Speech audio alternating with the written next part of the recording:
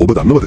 අහිංසක බෞද්ධ භික්ෂුන් වහන්සේලා 33 නමක් මහපාරේ කපා කොටා අමානුෂිකව ඝාතනය කළේ කවුද කියලා? අද අපි කතා කරන්නේ ලෝක ඉතිහාසයේ දරුණුතම ත්‍රස්තවාදියා වූ වේලුපිල්ලේ ප්‍රභාකරන්ගේ භයානක ලේවකි කතාව ගැනයි. මේ ත්‍රාසජනක කතාව අහනකොට ඔබේ හදවතේ ගැස්ම වැඩි වෙලා ඇඟේ හිරිගඩු පිපෙනවාට කිසිම සැකයක් නැහැ. කිසිම මනුෂ්‍ය හැඟීමක් නැති මේ අඳුරු ත්‍රස්තවාදියාගේ කතාව ආරම්භ වෙන්නේ උතුරු කරේ සාමාන්‍ය දීවර ගම්මානයකින්. 1954 වසරේ නොවැම්බර් 26 වෙනිදා යාපනයේ වල්වෙට්ටි තුරේ කියන ගම්මානයේදී ඔහු ඉපදුනා.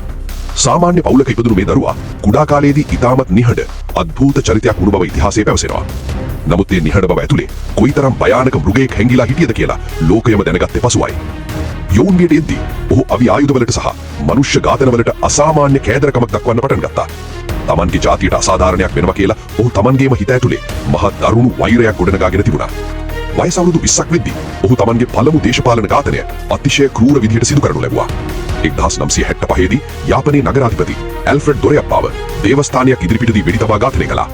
මේ ලේවැකි සිදුවීමෙන් පස්සේ ඔහු තමන් වටා සිටි තරුණයන්ව එකතු කරගෙන භයානක සන්නද්ධ කල්ලියක් නිර්මාණය කළා. තමන්ගේම ජාතිය මිනිසුන්ව පවා තමන්ට විරුද්ධ වුණොත් මහපාරේ වෙඩි තියලා මරා දාන්න ඔහු කටයුතු කළා. මේ අමානුෂික ක්‍රූරත්වය නිසාම උතුරේ හිටපු අනිත් සන්නද්ධ කණ්ඩායම් පවා ඔහුට දැඩි ලෙස බිය වෙන්න පටන් ගත්තා. ඔහු තමන්ගේ අනුගාමිකයන්ට දැම්මේ ලෝකයේ කිසිම නායකයෙක් කවදාවත් නොදාපු අතිශය භයානක මාරාන්තික නීතිමාලාවක්. හැම සමාජිකයෙකුගේම ගෙලවටා සයනයිඩ් කියන මාරාන්තික වස කරලක් අනිවාර්යෙන්ම එල්ලාගෙන ඉන්න ඔහු නියෝග කළා. සතුරන්ගේ අතටපත් වුණොත් ඒ වස කරල කාලා පණ දෙන්න ඔවුන්ව දැඩි ලෙස මොළය හොදලා තිබුණා. මේ වගේ මාරාන්තික නීති එක්ක ප්‍රභාකරන්ගේ මේ අඳුරු ත්‍රස්තවාදී සංවිධානය ලැබුගින්නක් වගේ වේගයෙන් ව්‍යාප්ත වුණා. කිසිම හැඟීමක් නැති මරණයට බිය නැති රොබෝවරුන් වගේ පිරිසක් ඔහු තමන් වටා නිර්මාණය කරගෙන තිබුණා.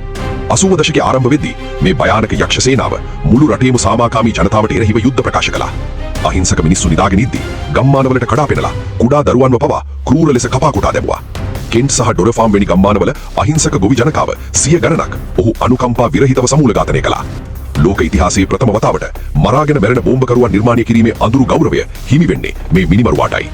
ජීවිතය ගැන කිසිම ආසාවක් නැති කළු කුටි කියන භයානක ඝාතකයන් පිරිසක් ඔහු රහසිගතව පුහුණු කළා. 1985 දී අනුරාධපුර ශ්‍රී මහා බෝධියට කඩා වැදිලා අහිංසක වැතිමරු 140ක් පමණ මැරුවා. පූජනීය ස්ථානවල වැඳ පුදා ගෙනමින් හිටපු සාමාන්‍ය මිනිස්සුන්ව පවා ඝාතනය කරන්න ඔහු කිසිම දවසක පැකිලුන්නේ නැහැ. ඒතරම් අඳුරු සහ ක්‍රූර මනසක් මිනිස්සෙකුට තියෙන්න පුළුවන්ද කියලා ඔබට දැන් පුදුම හිතෙනවා ඇති. තමන්ගේ අඳුරු ලේවැකි අධිරාජ්‍ය ගොඩනගන්න ඔහු සාමාන්‍ය දේශපාලනයන් පවා ඉතා සූක්ෂම විදිහට ඝාතනය කරන්න පටන් ගත්තා. මනුෂ්‍ය ජීවිතයකට කිසිම වටිනාකමක් නොදුන් මේ ත්‍රස්තවාදියාගේ එකම අරමුණ වුණේ මුළු ලෝකයම තමන්ට බිය ගැන්වීමයි. මේ මරාගෙන මැරෙන බෝම්බකරුවන් යොදාගෙන ඔහු ලෝකේ ප්‍රබලම නායකයන්ව පවා ඇසිපිය ගහන සැනින් විනාශ කර දෙවුවා. ඉන්දියාවේ හිටපු අධාන මැත්‍රි රජීව් ගාන්ධිව පවා මරාගෙන මැරෙන බෝම්බ ප්‍රහාරයකින් ඝාතනය කළේ මේ යක්ෂයාගේ ඍජු වනටයි. ඒ විතරක් නෙවෙයි අපේ රටේ ජනාධිපති රණසිංහ ප්‍රේමදාස මහතාව පවා මහ දවල් මහපාරේදී පුපුරවා හැරියා. ඔහු ගමන් කරපු හැම තැනම ඉතිරි වුණේ මහා විනාශයක් සහ අහිංසක මවන්ගේ කඳුළු ගඟවල්. 1996 දී කොළඹ මහ බැංකුවට බෝම්බ ගහලා මුළු නගරයම භයානක ලේවිල බවට පත් කළා. බස් රථ සහ කෝච්චිවල තුල බෝම්බ පුපුරවා හැරීම ඔහු සැලකුවේ තමන්ගේ සාමාන්‍ය යුද උපක්‍රමයක් විදිහටයි. මේ මිනිමරු ගමන යන්න ප්‍රභාකරන් අහිංසක පාසල් ළමයින්ව පවා බලහත්කාරයෙන් පැහැරගෙන ගියා බව ඔබ දන්නවද? පොත් පෑන් අල්ලන්න ඕනේ අත්වලට මාරාන්තික ගිනියලි දීලා ඔහු ළමා සොල්දාදුවන් දහස් ගණනක් නිර්මාණය කළා. ඒ දරුවන්ගේ අහිංසක ළමා කාලය සම්පූර්ණයෙන්ම උදුරාගත්ත මේ ක්‍රූර මෘගයාට ලෝකයේ දිය හැකි දඩුවම කුමක්ද? තමන්ගේම කියා වෙනම රාජ්‍යයක් ලේගංගාවල් මතින් ගොඩනගන්න ඔහු ක්‍රූර නීති සහ උසාවි නිර්මාණය කළා. ඔහුට විරුද්ධව වචනයක් හරි කතා කරපු ඕනෑම කෙනෙක්ව ඇදගෙන ගිහින් ප්‍රසිද්ධියේ වද දීලා මරා දැමුවා. තමන්ගේම සංවිධානයේ හිටපු මහත්යාලගේ ප්‍රබල නායකයන්ව පවා ප්‍රභාකරන් කිසිම සැකයකින් තොරව ඝාතනය කළා. මුළු උතුරු සහ නැගෙනහිර පළාත් ඔහුගේ අඳුරු පාලනය යටතේ විවිධ හිරකඳවුරක් බවට පත් වෙලා තිබුණා නේද? මේ යක්ෂයාගේ එකම අරමුණ වුණේ මුළු ශ්‍රී ලංකාවම කෑලිවලට කඩලා තමන්ගේ ඒකාධිපති පාලනයක් ගොඩනැගීමයි. මේ වෙනුවෙන් ඔහු විදේශ රටවලින් රහසිගත නැව් හරහා අති විශාල නවීන අවි ආයුධ තොග මෙරටට ගෙන්වා ගත්තා. 2001 වසරේදී කටුනායක ගුවන් තොටුපළට කඩා වැදිලා අති විශාල ගුවන් යානා තොගයක් සම්පූර්ණයෙන්ම ගිනවත් කළා. ආගමික නායකයන්ව සහ බුද්ධිමතුන්ව මහා දවල් ප්‍රසිද්ධියේ ඝාතනය කිරීම ඔහු සැලකුවේ තමන්ගේ මහා ජයග්‍රහණයක් විදිහටයි. ඔහුගේ මේ ත්‍රස්තවාදී ක්‍රියා නිසා ලෝකයේ ප්‍රබල රටවල් 30කට වඩා ඔහුගේ සංවිධානය සම්පූර්ණයෙන්ම තහනම් කළා. නමුත් ඒ කිසිම දෙයකින් මේ මිනිමරුවාගේ ලේ පිපාසය එක බිඳුවකින්වත් අඩු වුණේ නැති බව ඔබ දන්නවද? සාම සාකච්ඡාවලට එනවා යයි රවටා තමන්ගේ හමුදාව තවත් ශක්තිමත් කරගන්න ඔහු ඉතා සූක්ෂමව ක්‍රියා කළා. ලෝකයේම ඔහුට රවටුනත් තමන්ගේ අඳුරු අරමුණ වෙත යන්න ඔහු අඟලක්වත් පසුබෑවෙන්නේ නැති බව ඉතිහාසය කියවෙනවා. 2006 වසර වෙද්දී ගොවි ජනතාවගේ පානීය ජලය පවා අමානුෂික විදිහට කපා දමන්න ඔහු කටයුතු කළා. මාවිල්ලාරු සොරෝව වසා දැමීම ප්‍රභාකරන්ගේ ජීවිතේ ඔහු ගත්තු මෝඩම සහ භයානකම තීරණය බවට පත් වුණා. එතෙන් සිට අපේ වීරෝදාර හමුදාව මේ යක්ෂයාව සම්පූර්ණයෙන්ම විනාශ කරන්න අවසන් මහා මාරාන්තික යුද්ධය ආරම්භ කළා. නැගෙනහිර පළාතේ බලය අහිමි වුණාම ඔහු තමන්ගේ මුළු සේනාව මරගෙන උතුරු කරේ අඳුරු ජලාවලට පසුබැස්සා. තමන් පරාජය වෙනවා කියලා තේරෙද්දී මේ මෘගයා සාමාන්‍ය අහිංසක ජනතාව මිනිස් පලිහ විදිහට බලහත්කාරයෙන් රඳවා ගත්තා. ලක්ෂ 3කට අධික අහිංසක මිනිස්සු කන්න බොන්න නැතිව ඔහු නිසා මරණ බියෙන් දැඩිව පීඩා වින්දා. පලා යන්න උත්සාහ කළ අහිංසක මිනිසුන්ට පිටිපස්සෙන් වෙඩි තියන්න ඔහු කිසිම අනුකම්පාවක් නැති වාන කළා. රෝහල් වලට සහ පාසල් වලට මුවා වෙලා මාරාන්තික ප්‍රහාර එල්ල කරන්න ඔහු අතිශය නින්දිත උපක්‍රම පාවිච්චි කළා.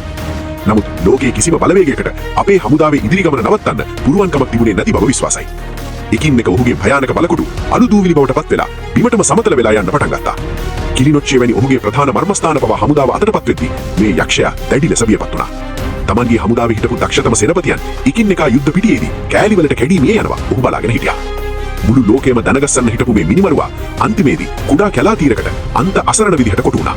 පුදුමාතලන් සහ නන්දි කඩල් කියන ප්‍රදේශ ඔහුගේ මේ ලේවැකිලි අධිරාජ්‍යයේ අවසන් සුසාන භූමිය බවට පත් වෙමින් තිබුණා. ජීවිතේ පළමු වතාවට තමන්ගේ මරණයේ අඳුරු සෙවණැල්ල තමන්ව හොයාගෙන එනවා කියලා ඔහුට හොඳටම දැනුණා. ගෙලවටා සයනයිඩ් බැඳගෙන හිටියත් ප්‍රභාකරන් ඇත්තටම මරණයට අතිශයින්ම බිය වුණු කුම්බාණ්ඩෙක් බව ඔබ දන්නවද? අනුන්ගේ දරුවන් මරණයට යවපු ඔහු තමන්ගේ පවුල බේරා ගන්න විදේශ රටවලින් දැඩි ලෙස ආයාචනා කර තිබුණා. නමුත් ඒ වෙනකොට ඔහුගේ සියලුම ක්‍රූර අපේක්ෂාවන් සදහටම පස් වෙලා ඉවරයි කියලා ඔහුට දැනගෙන හිටියේ නැහැ. තමන් හදපු ඒ යක්ෂ සේනාව සම්පූර්ණයෙන්ම විනාශ වෙලා තමන් තනි වෙලා කියලා ඔහුට හොඳින්ම තේරුම් යන්නේ නැති. මේ ලේබීපු යක්ෂයාගේ අවසාන කොයි වගේ භයානක විදිහට ලියවෙන්නේ නැද්ද කියලා ඔබට දැන් හිතනවද? රණවීරයන්ගේ ප්‍රහාර හමුවේ මේ මරණ බියෙන් පලා යන මේ මෘගයාගේ ඉරණම කොහොම විසඳීද කියලා ඔබ හිතනවද? දශක 3ක් ලෝකයේම භීතියට පත් කළ ඒ ක්‍රූර පාලකයාගේ අවසාන කතාවේ ඊළඟ කොටසින් අපි පැහැදිලි කරමු. ප්‍රබලම ත්‍රස්තවාදියා වුණු ඔහු අන්තිමේදී කොහොමද මැරුණේ කියලා දැනගන්න ඔබ දැඩි නොවිසිල්ලෙන් ඉන්නව නේද? ඒ අතිශය ත්‍රාසජනක අවසාන ඔබේ හදවත වේගයෙන් ගැස්සෙන තරමට පුදුම සහගත එකක් බව මට විශ්වාසයි. කතාවේ ඊළඟ කොටස ඇහුවම මේ ලේ පිපාසිත යක්ෂයාගේ සැබෑ අවසන් සටන ගැන ඔබ අනිවාර්යෙන්ම තිගැසී යාවි. ලෝක ඉතිහාසයේ ලියවුණු දරුණුතම යුදාපරාධ කරුවාගේ අවසන් හෝරාව මේ විදිහට ලියවෙන්න පටන් ගත්ත කියලා හිතන්න. 2009 මැයි මාසයේ ඒ අඳුරු වැහිවර දවස් දිහා මුළු ලෝකෙම බලාගෙන හිටියේ අතිශය කුතුහලයෙන්. තමන්ගේ අතිවිශාල අධිරාජ්‍ය අඟලින් අඟල තමන්ගේ ඇස් ඉදිරිපිටම කුණුපට්ටම් වෙලා යනවා ඔහු වේදනාවෙන් බලාගෙන හිටියා. එදා ක්‍රූර අනට කීකරුණු දහස් ගණනක හමුදාවක් මේ වෙද්දි ඔහු වටා ඉදිරිව හිටියේ නැහැ. මැයි 18 වෙනිදා අලුයම ආරක්ෂක වළල්ල බිඳගෙන පැනලා යන්න ඔහු අතිවිශාල දැවැන්ත ප්‍රහාරයක් දියත් කළා. නමුත් අපේ වීරෝදාර සෙබළුන්ගේ මාරාන්තික ප්‍රහාර හමුවේ ඔහුගේ ඒ අවසන් පලා යාම සම්පූර්ණයෙන්ම ව්‍යර්ථ වෙලා ගියා. ඉන්පසු ඔහු තමන්ගේ ඉතිරි වුණු ප්‍රබලම සිම්පතියන් සහ ආරක්ෂකයන් එක්ක නන්දි කඩාල් කලපුවේ කඩොලාන කැලෑවකට පසුබැස්සා. ලෝකයේම දනගස්සන්න හිටපු යක්ෂයා අන්තිමට කලපුවේ මඩ ගොහරුවක අන්ත අසරණ වෙලා හිර වුණා කියලා හිතා ගන්න පුළුවන්ද? මේ 19 වෙනිදා උදෑසන 4 වන විජයබාහු පාවල රෙජිමේන්තුවේ අභීත සෙබළුන් මේ කඩොලාන කැලෑව සම්පූර්ණයෙන්ම මඩ කළා. එතනදී අපේ රණවීරයන් සහ මේ ත්‍රස්තවාදීන් අතර අතිශය බිහිසුණු ත්‍රාසජනක වෙඩිහුවමාරුවක් ආරම්භ වුණා.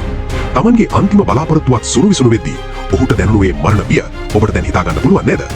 මේ දරුණු අවසන් සටනේදී අපේ රණවීරයන්ගේ ප්‍රබල වෙඩි ප්‍රහාරයක් කෙලින්ම ඔහුගේ හිසට එල්ල වුණා.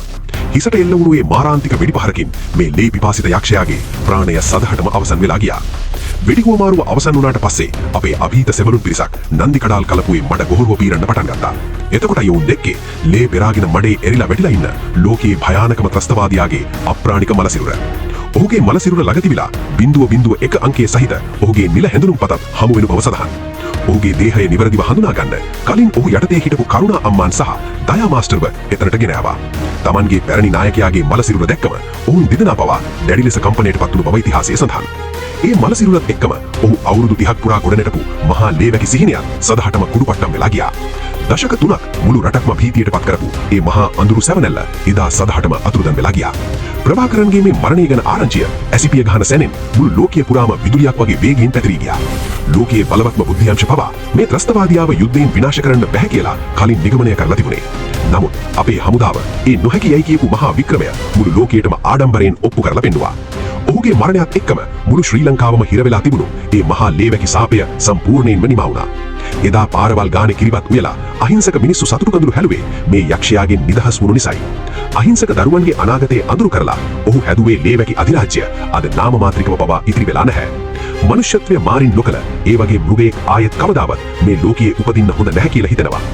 ලේ වලින් බලය ගොඩනගන්න හැදු ඔහුට අන්තිමට නන්දි කඩාල් කලපුවේ මඩ වලක් පමණක් සදාකාලිකව උරුම වුණා.